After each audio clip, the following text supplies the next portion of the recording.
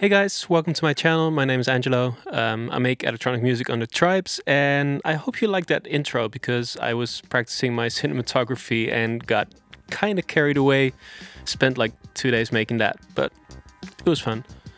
I wanted to take a look at the Moog DFAM, or specifically like how we can clone certain functions that it has in modular. It seems to be a very intuitive and playful machine, and I just wanted to see like how we could convert that to something I could do with stuff I already own. If we look at the DFAM by itself, there's a couple of things that jump out at us. Most obvious being the 8-step sequencer, or two of them, one for pitch and one for velocity. Now, I don't have an 8-step sequencer, but I do have the mutable instrument stages, which is by itself 6 steps. You can expand it by using multiple units of stages, so you'd have 6 or 12 or 18, etc. steps. I'm just going to use 4 steps because it makes more rhythmical sense than 6 in most musical cases. The other most obvious thing about the DFAM is, I guess, the patch bay. You can patch anything to anything, which I guess is just the same as in modular. So let's look at the further functions of the DFAM. There's a couple of decay envelopes, so instant attack and just a decay that rolls out, which is used for most percussion things, because, well, you'd generally have an instant, punchy attack. One that goes to VCO decay, which I'm guessing is volume. Then there's EG amount for VCO, which is going to be your pitch. So a quick pitch drop creates like a tom or bass drum sound. Frequency by itself, you can select the waveform. Then obviously there's a Moog style ladder filter that you can also modulate with an envelope. A secondary oscillator with kind of the same functions as the first one. Apart from that, there's an envelope for the amplitude and one for the filter that we can use separately from each other. Another function in the DFAM is the FM amount between two oscillators. I'm not really going to use that because I don't have a way to do that in modular, but there's also oscillator sync, which is kind of a typical sound, and I have a small version of Mutable Instruments Plats that has, on one of the settings, the aux output does this kind of sync-ish sound, so we're going to try that. For the pitch envelope, we're going to use Make-Noise Maths because it has an exponential curve, and I really like that for punchy percussive sounds. So for most of this patch, we're going to use the Behringer Model D, which is a mini-Moog clone, so it gives us Moog-style oscillators and a Moog-style ladder filter.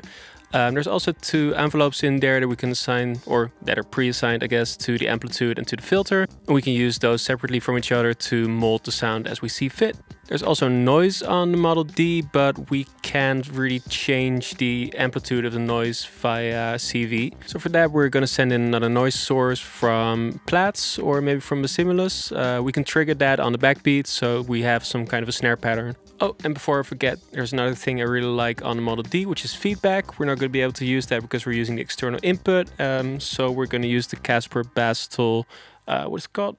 The dark matter for feedback, because it just adds a lot of bottom end that you're going to want that in drum sounds. Apart from that, let's just get patching.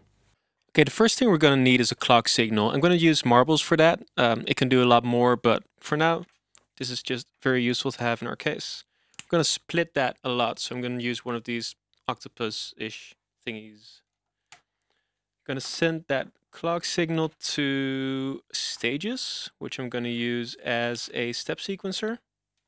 Just going to use it as a 4-step sequencer, so I'm plugging it in here and using the orange lights that gives us a step sequencer. I'm also going to trigger maths on every beat. Going into channel 1 in the trigger input, and we're also gonna trigger both envelopes of the Model D on every beat using just one of these headphone splitters to get the signal in. Going into the filter contour gate and loudness contour gate. Let's see what else. I want to add some feedback. I mean, there's internal feedback in the Model D, of course, but we're going to use the external input for some, external input, which disables the feedback circuit. So I'm just going to use the Casper Bastel Dark Matter, which sounds really cool, and plug that into my mixer. Using the return input because it just sounds a bit cleaner and gives us a bit more low end than the regular channel input. And we have something that sounds like, well, one note playing. Let's see, we need to plug the stages into maths as well, because that way we're blending together both the envelope of maths and the step sequencer of stages. Doing that right here, and I think we're good to go. So right now we just have one note playing, and we want to make that sound a bit more like a drum.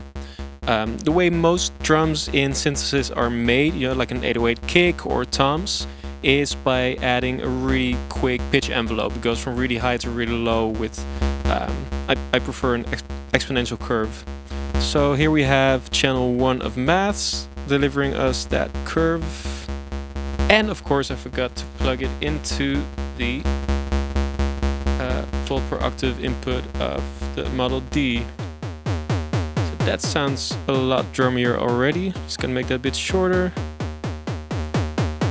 Now we're using channel 2 of maths as our input for the step sequencer, and we can use channel 3 as a sort of offset to give a bit more low end to it.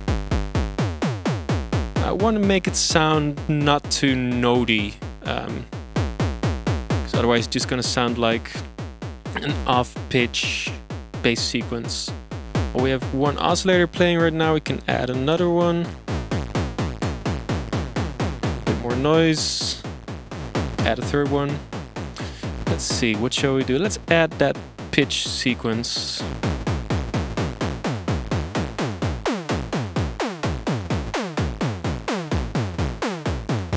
This is what I meant with like an out of tune bass sequence. Can shorten that a bit, and it would be cool to filter a little. Use the filter contour for some attack. Shorten the decay. This is starting to sound kind of cool. And as we're not using the external input yet, we can use this knob to control feedback, which sounds cool. It's kind of subtle, in my opinion. It kind of makes everything mushy and low-endy. So therefore, I of course plugged in the dark matter. Which is a great way to get more low end out of, well, anything.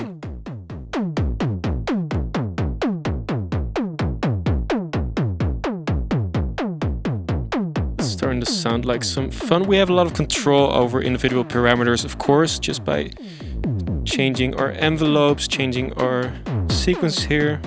We have glide in the sequence, which we can use to kind of offset the envelope in maths. It's kind of cool. Or if, since the first step in the sequence is kind of low, if we add more glide there,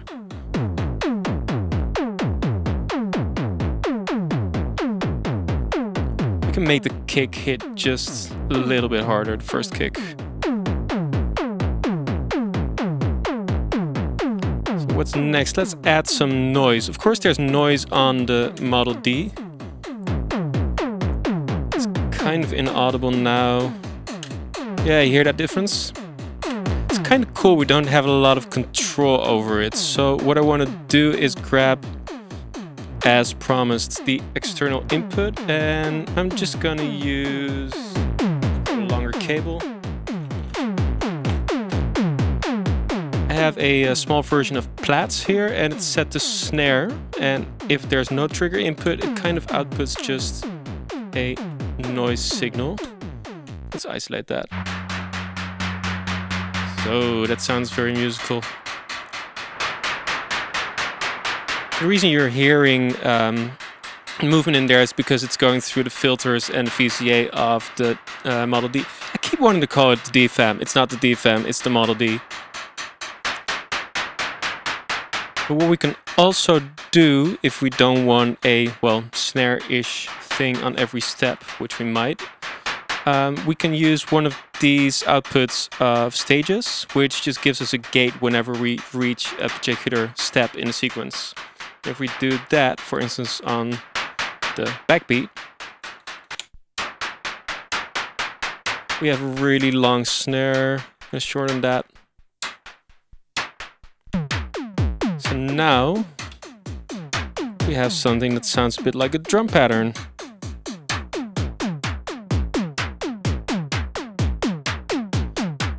And if we lengthen that snare again, it's just gonna sound a bit like a delay, because again it's going through the VCA of the Model D.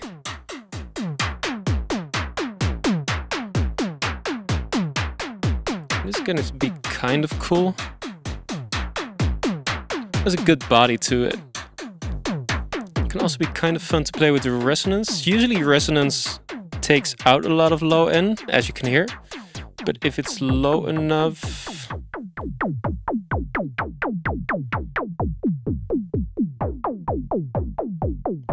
yeah, it's still not very low endy.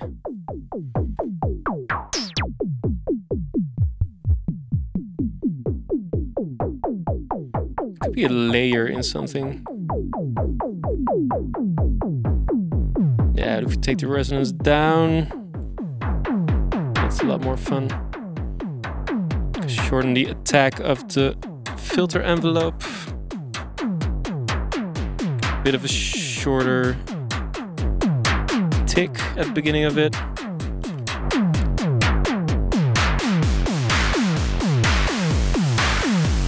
Let's distort that some more.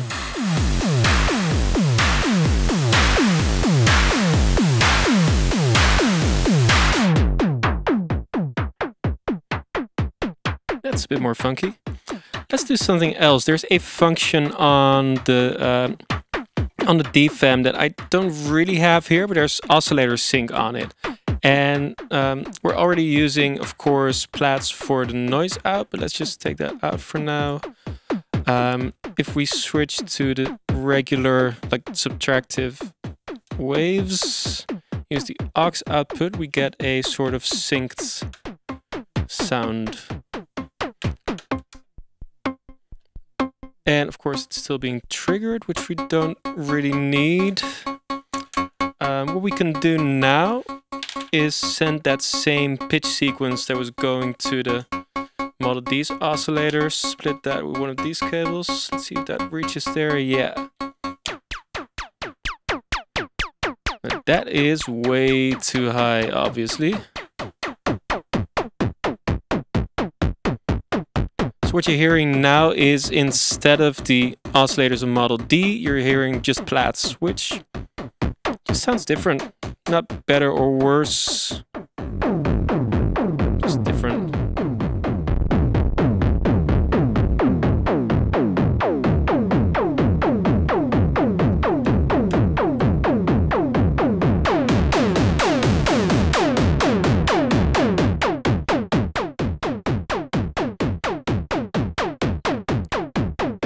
Yeah, if you need to add a layer of low end or just some attitude to something, then this is a pretty good patch to use for that.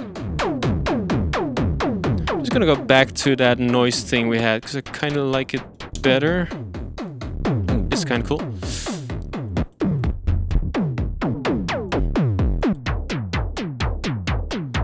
And let's again trigger that. It's long enough.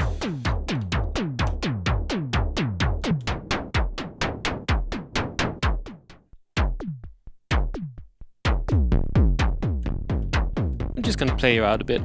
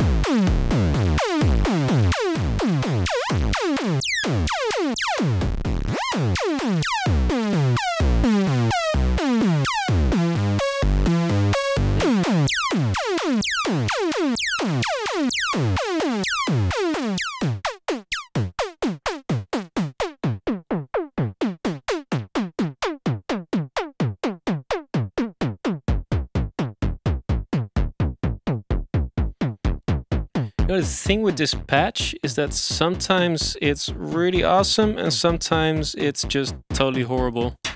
But I guess letting go of the expectation of everything having to be perfect. I'm starting to sound like my meditation app, but